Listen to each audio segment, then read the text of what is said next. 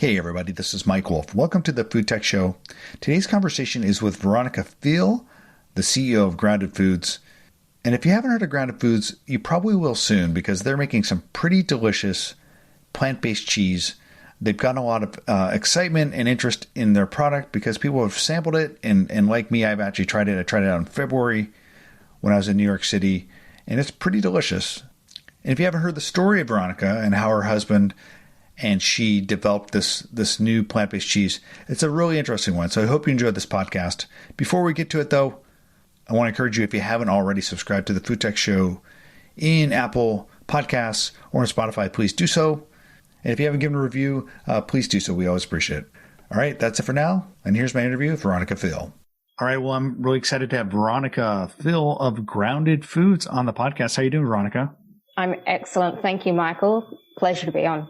Yeah, and it's the last day of what's been a great year for everyone, 2020. So hopefully we'll end it on a good note. You've actually had a really interesting year. I think Grounded was founded in 2019, and you guys were actually in Australia at the time, right? You and your husband?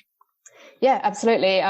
We started the company in August 2019, and exactly 1 year later, we closed our first seed fundraising round, and we're living in LA ready to commercialize the product. So it's been a pretty rapid journey for us. Yeah. And you guys are making plant-based cheese, and I want to get into it. I've actually, kind of have had a sneak peek at it. So I want to talk a little bit about that. But I think the original concept was your husband wanted to develop a plant-based cheese for his restaurant. Tell me about that story. It originally came about because I was at a trade show about 4 years ago. And it was, around the time when the plant-based section at the trade show was really starting to gain a bit of momentum, like to the point where it had its own designated area. People were finally starting to pay attention to plant-based food and more, the culinary innovation around it and getting excited about Beyond and Impossible and these kinds of products. But I overwhelmingly noticed a lack of cheese. And at the time, I'm like, well, every Beyond Burger has got to have a slice of cheese on it, doesn't it? Yeah. And right now, it still doesn't, at least not in the places we're at in LA.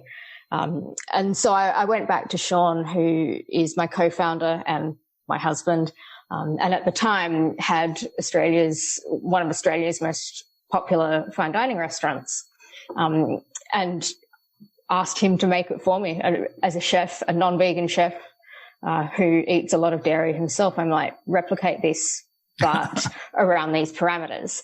And Sean loves a creative challenge like that. Like, this is a guy whose most popular dishes at the restaurant were, for instance, a chocolate ganache for dessert that was made from lamb's blood, nougat that was made from fish. He just loves tricking people and messing with their heads. And so who better than to crack the plant-based cheese conundrum that's been plaguing consumers for years. It has. I mean, it's one of these areas where it hasn't seen a lot of great new entrants. I mean, we've seen, like you said, Impossible and Beyond. And those have really come a long way. The milks, all the plant-based milks are great. I mean, Oatly and all these that have been around for a long time and doing a really good job in high volume.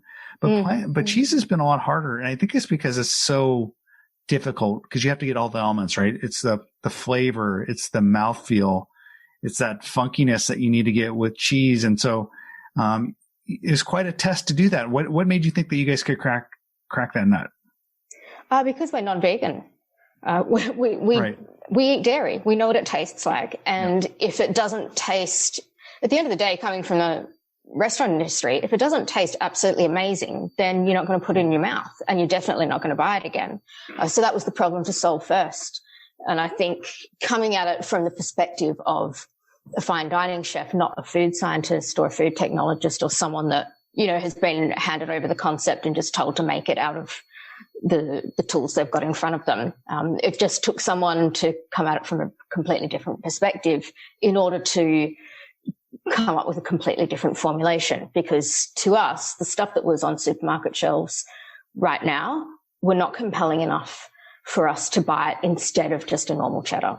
And that's really the problem that we decided to address. So, I mean, I think vegan cheese has been around for a long time. You're absolutely right. It hasn't seen the same level of innovation that we've seen in the milk and the meat categories.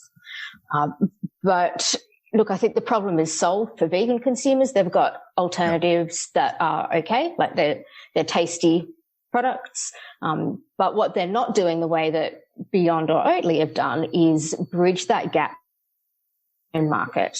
So that was the side of it that we wanted to focus on, not just creating another option for vegan consumers. They're already convinced, like they already understand how to eat well and how to eat sustainably. What we wanted to do was help everyone else get over the line, not even promoting it as a vegan product, just as another style of cheese that's absolutely delicious. And oops, you accidentally just ate something that didn't at all involve animals in the supply chain.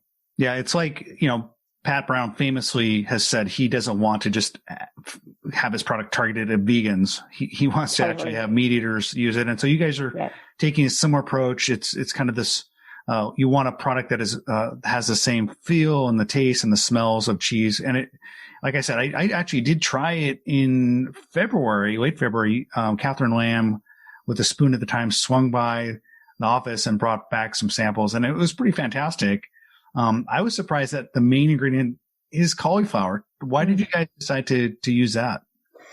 Yeah, this is a question for Chef Sean Quaid, because it makes sense to absolutely no one. And I still don't know how on earth he came up with that, but that's the magic of Sean.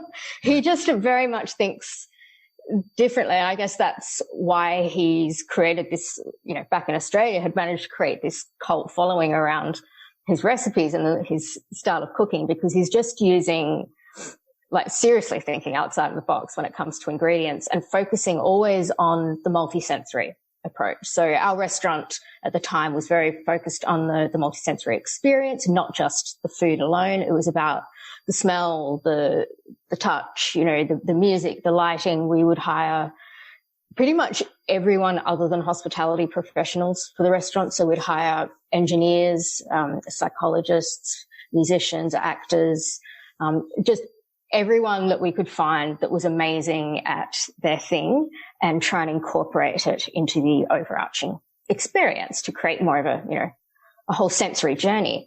When we came up with Grounded, we wanted to really take that same style of approach of not just creating something that looks like cheese or, tastes a bit like it and just does the job, but actually recreating the entire sensory experience of eating cheese that makes it so addictive, so satisfying.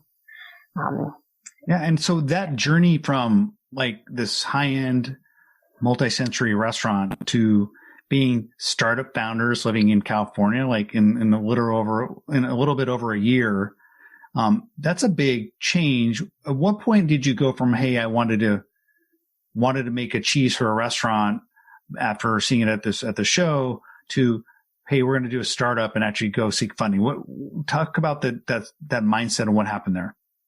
Yeah, the original plan was we were actually going to open our second restaurant in West Hollywood. This is a long while, like about a year before we even came up with the cheese concept. And the cheese part of it was really just my side hustle. I'd figured, hey, Sean's come up with a great solution to that market opportunity that I recognized. I might just commercialize this as a little, a product line that can inject a bit more revenue into the restaurant, because we all know that fine dining operates on, frighteningly thin margins. So I figured, this might just support it.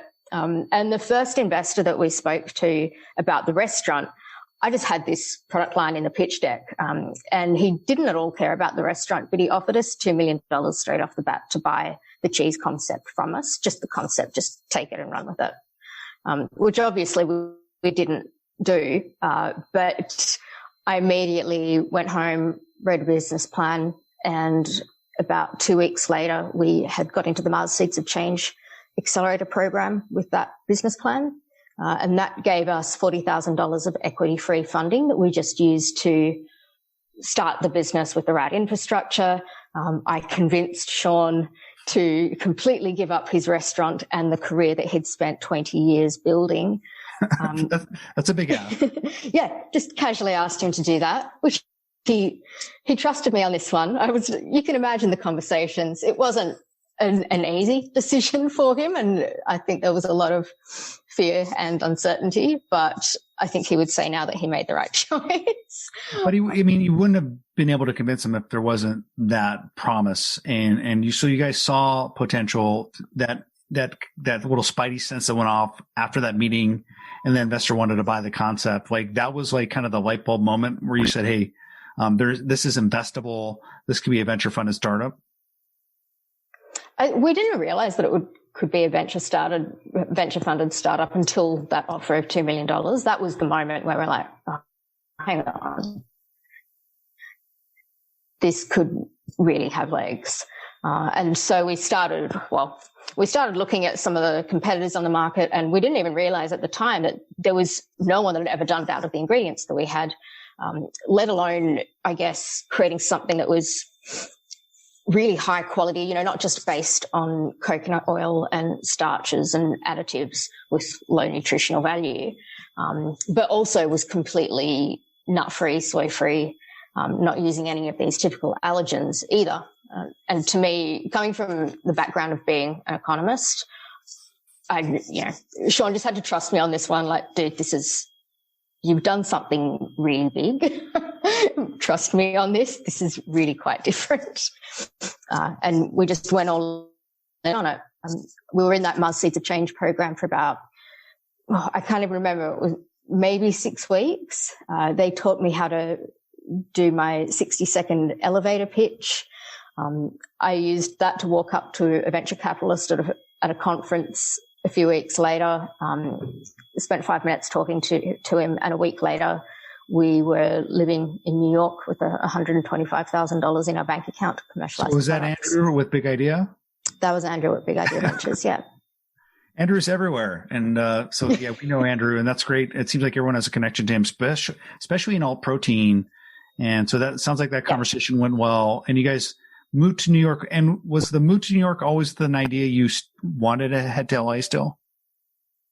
Yeah, we still wanted to come to LA because the restaurant concept that we originally had was to do a plant-based restaurant in, the target market that we felt appreciate it. And the cheese was going to be part of the menu for that restaurant concept. So we were already heading towards there. We knew that our audience was largely based in California. But I think going through the Big Idea Ventures Accelerator program showed us that this audience was actually much, much larger. And in the meantime, a little thing called COVID happened to come in as well. So obviously we saw what was, a movement that was gradually gaining traction, just accelerate tenfold. And now suddenly everyone is wanting to try plant-based options. And we were suddenly on the right side of that investment equation, I guess, in terms of being a product that's focused on food security, sustainability, and the disruption of animal agriculture. I do want to talk about the COVID impacts, particularly around your distribution strategy, because I think there was some. But I was lucky enough to be in New York, like I said, late February. Catherine Lamb had swung by, picked some up, and I got to try it. I tried the feta, the camembert, which was delicious. But what you tell me, you've made it even better. So you guys have had iterations. It's like the Impossible Burger. You're on what version? I don't know what version you're on now, but talk a little bit about the product evolution. It sounds like you made some changes. I think it just comes down to the fact that we are the R&D department internally. So Sean is changing the recipe literally every day. The problem is more getting him to stop tweaking the recipe. Like at some point, just stop and start working on the next thing. But he will never stop improving the recipes. As more tools are available to us, as, more innovation is available to us, then we'll just keep improving it. We're super excited to look in after we've come out with this iteration, start experimenting with other ingredients such as, ideally work with guys like Perfect Day and start incorporating something like that into the product and see where we can take it from there.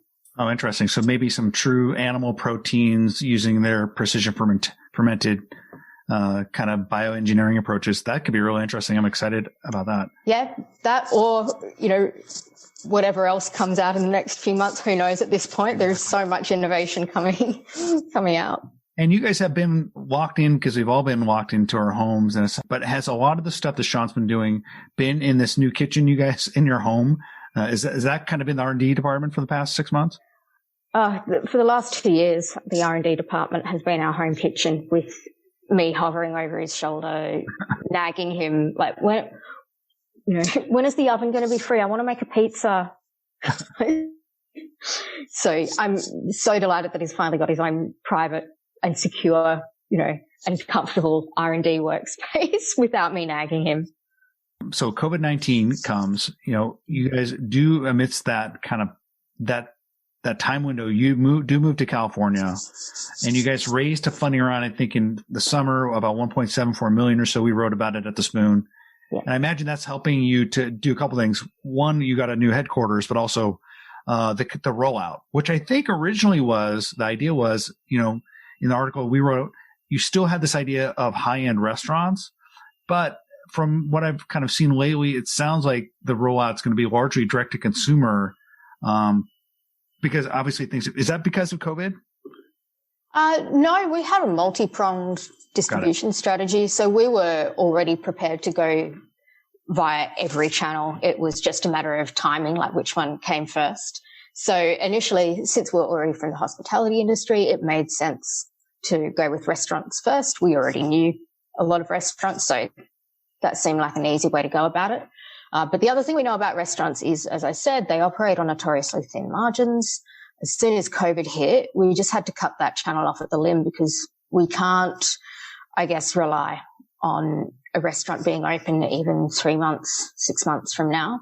Not that we won't sell to them, but I just figured let's not put our focus on that and let's start thinking about everything else that we can do that we still have control over and that I guess is a bit more safe against sudden policy changes or, sudden shutdowns. So direct to consumer, obviously everyone's going to be at home for a while.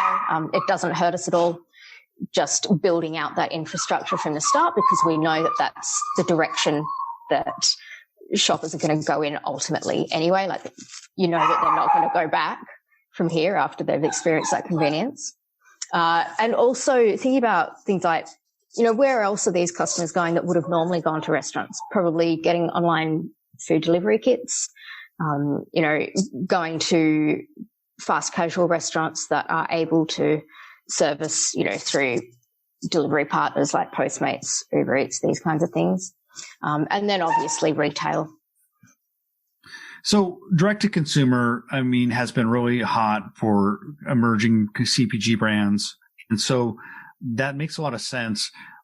What does that look like? So are you going to basically try to build a grounded foods brand through social media marketing?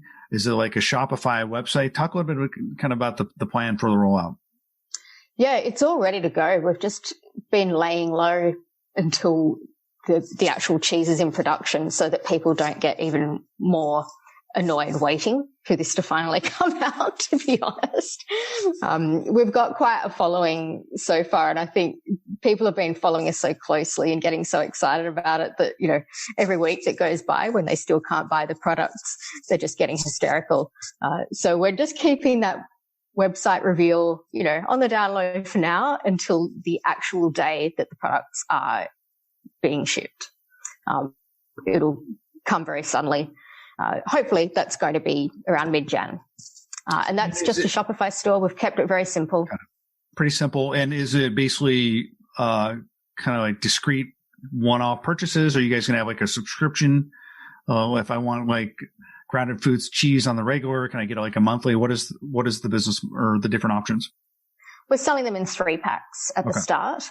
And then, just strategically, we figured let's not invest too heavily in trying to predict how consumers are going to want to buy it. Let's just see where the demand takes us, start tailoring it from there. So if we find that there's significant enough demand for subscription packs, great, we'll go down that route. If we find that people want different mixes of 3-packs or different types of, maybe they would prefer 6-packs, maybe they want single ones, who knows? we'll deal with it when we see what the demand actually looks like and base it on the actual data. And you guys have a number of different cheese varieties. I think, like I said, I tried the Camembert. I think we had Gruyere. Also, there was feta. I think there was like almost like a Velveeta, like kind of sauce cheese. I mean, have you guys grown the family, or are those kind of the main ones you're rolling out with? We're starting with 3 products. We'd love to come out with 35 straight off the bat, but just for practicality reasons, we're doing the marinated hemp seed goat's cheese, which is the one that looks a bit like feta, but it's based more on Danish style feta, which is quite soft and silky, not crumbly like Greek feta. And it's marinated in olive oil, lemon, thyme, garlic. It's hugely popular where we're from in Australia. It's like Australia's national cheese. But we didn't realize that it was considered a bit exotic over here. So I think that one might be a bit of a hit.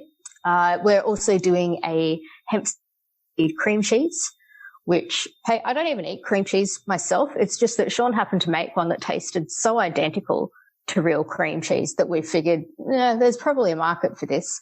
And funnily enough, it's our most popular one with non-vegans. Like I find that vegan consumers, think that it's all right, it's tasty, but the non-vegan consumers that taste it are just like, this is insane. I love it. I like it more than cream cheese. So great. So we decided to bring that one onto the market. And then the third one is the cheese-free cheese sauce, which, yes, it's designed to function and taste a little bit like Velveeta if Velveeta wasn't made of absolute crap. So ours is made from cauliflower that's been fermented, and it manages to achieve the same taste without preservatives. So it's a sauce. It's not a big, giant, industrial-looking orange block that I would buy. No, I eat it squeezed onto burgers because it's got the consistency that it just melts nicely, and pizzas, mac cheese, all of those things that we secretly really love but probably don't post to Instagram. The thing about cheese that we love, everyone loves, is just the way it just turns out when you cook it. And so when you melt it and add heat to it, does it have basically the same characteristics? Does it do the same thing as animal-based, milk-based cheese? Yeah, it melts, it browns, it, puckers under the grill and sizzles. I think the thing that everyone is trying to replicate, however, is that stretch that you only get from using casein, which obviously is a dairy product. So I don't think for something like that, we can't replicate that through cauliflower and hemp seed alone. And I think that even though we'll tackle it, it's not going to be something that we release immediately. Like we would never release something that claims to replicate mozzarella until it's absolutely perfect. We've managed to come pretty close with all of the other styles of cheeses, but that's one that until that's perfect, we wouldn't try it. And when you talk about maybe working with companies that are building kind of these future food building blocks like Perfect Day, is that an example of like how you might go down that path? Potentially. Or Sean might just be working on something else up his sleeve. We never know with him. I know that he's got something up his sleeve working with some new plant-based ingredients that he thinks show really high potential, but he's pretty secretive about it, even with his own wife. Oh, man. Well, I'm excited to see what Sean is building and what you guys are going to have.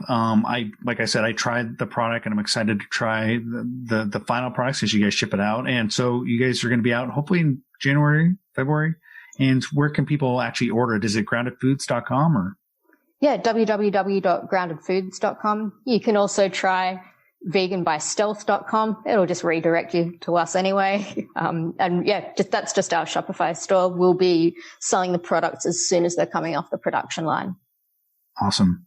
Hey, well, thank you so much, Veronica, for taking time with me on the last day of 2020. Hopefully 2021 will be a better year for everyone, including with some really good plant-based cheese. So I'm looking forward to that. Thank you, Michael. All right. Talk to you soon.